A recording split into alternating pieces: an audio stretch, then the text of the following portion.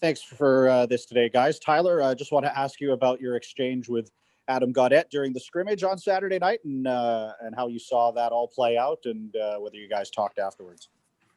Yeah, well, I think we saw this question coming, but just trying to be competitive, bring some intensity to camp. It's obviously a quick turnaround when we get into the season here without any preseason games. So just trying to bring that to the scrimmage a little bit. Me and God's obviously settled it on the ice, and it's behind us. We shared a laugh after. It's obviously behind us now. We're looking forward to getting ready for the season. And Bo, in light of that exchange and just the general level of intensity of the scrimmage, what did you think about that final tune-up in terms of game-like situations for you guys the other night? Yeah, I thought it was really good. I thought the pace was high. I thought the guys played really well. I think it was a little bit tighter checking than the first game. So we had a little bit of everything, some goals, some fights. It was good to see. Next up is Ben Kuzma. A couple for Bo. With everything the team has gone through in the last year, Bo, including yourself, having a solid season, having 10 goals in the postseason bubble, how more well prepared are you as a player and the captain for this season, Bo? And the second part of the question is, I know you've been asked a lot about Höglander, but here we are close to the opener. Just want you to touch on him once again. Yeah, I mean, I've definitely learned a lot over this last year. It definitely wasn't the easiest year to jump into a captaincy role by any means, but no, I've learned a lot. I think it's just going to make me a better person, better player, better leader. I think I had a lot of good supporting staff, and anybody in that room could easily be wearing a letter. I'm lucky to have it that way. And I think Hogs he's been great. He's been great all camp. He's got a lot of skill, a lot of hard work, and I think that's what you need in a guy. And I think he complements Tanner and I really well. And hopefully we get to start the season together. Next up is Jim Morris. Thanks, gentlemen. A question, I guess, for both of you. Maybe start with Bo. We've talked so much about the Canadian division and the intensity and the rivalry.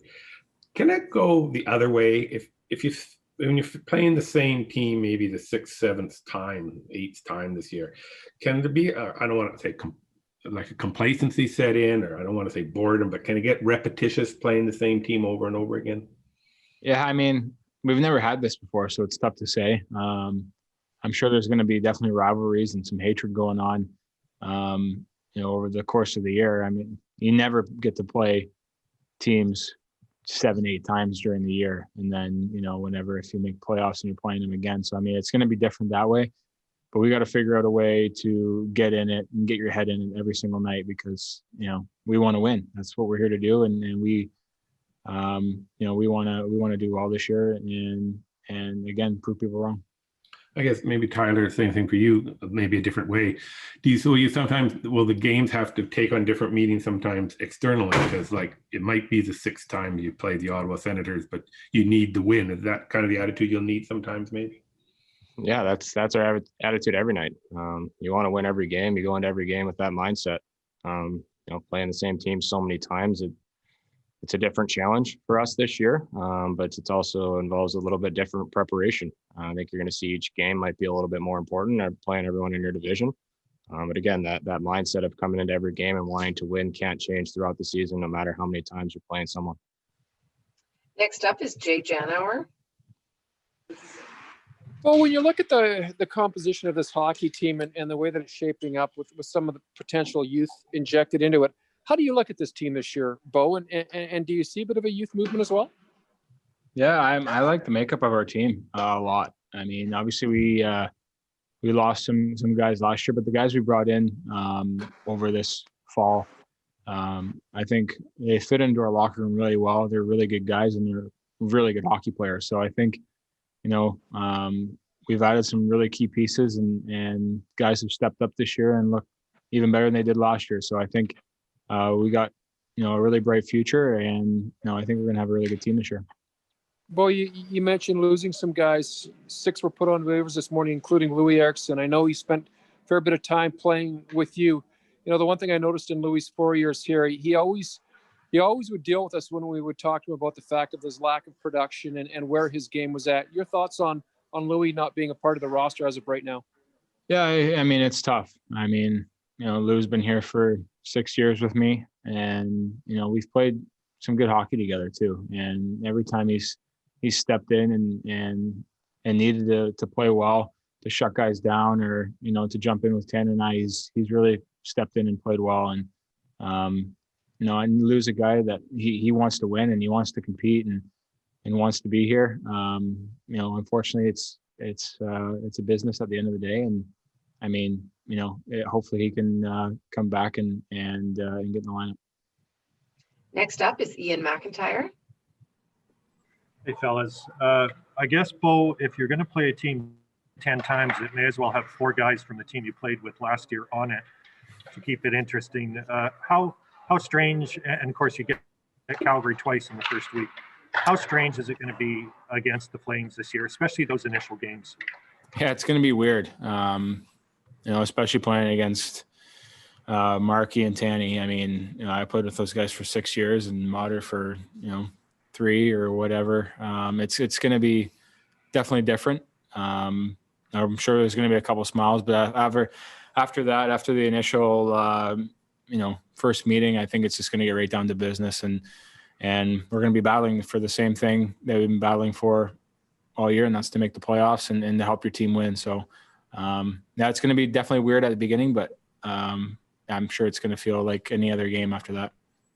And Tyler, Travis Green said he liked how competitive you were in that scrimmage, and we certainly saw you seem to be in regular season intensity. But do you ever look back and wonder if you went over the line? It looked like with Adam, you kind of kicked his skates out and brought him down. Do you have any regrets in hindsight? Well, playing with intensity and competitiveness is always going to be part of my game. It's something I want to bring every day. Just sometimes, plays like that happen that you look back and maybe you're not completely satisfied with how you made a play. Yeah, absolutely. But as I touched on earlier, Gods and I dealt with it right then and there. I'm happy we did, and we shared a laugh thereafter. So we're moving forward. That's behind us, and looking forward to getting into the season and playing with that same intensity and competitiveness here when the real games come. Next up is Gemma Karsten-Smith. Hi, guys. I'm wondering if you can take us through yesterday at all, and just what your experience was like, if you actually made it down to the rink, and then what it was like to be told no practice today, COVID-related issues. Yeah, I mean, it was, obviously you don't want this to happen to your team, and you don't want it to happen to any players. And I think it was a little bit of a wake-up call for everybody, just to keep following the proper protocols to keep everybody safe. Luckily, we're told it was a false positive, and but I mean, I'm glad this kind of happened to give everybody a wake-up call now than later on. And I'm just happy everybody's safe, and we just got to keep following the proper protocols to make sure everybody's safe and healthy. Tyler, anything to add? I think Bo hit it on the head. It's going to be a little bit of uncertainty throughout the season with that sort of stuff, and hopefully it doesn't happen with our group too often. But as Bo mentioned, it's a wake up call at the right time to make sure guys are following the protocol so we can stay healthy on that side of things.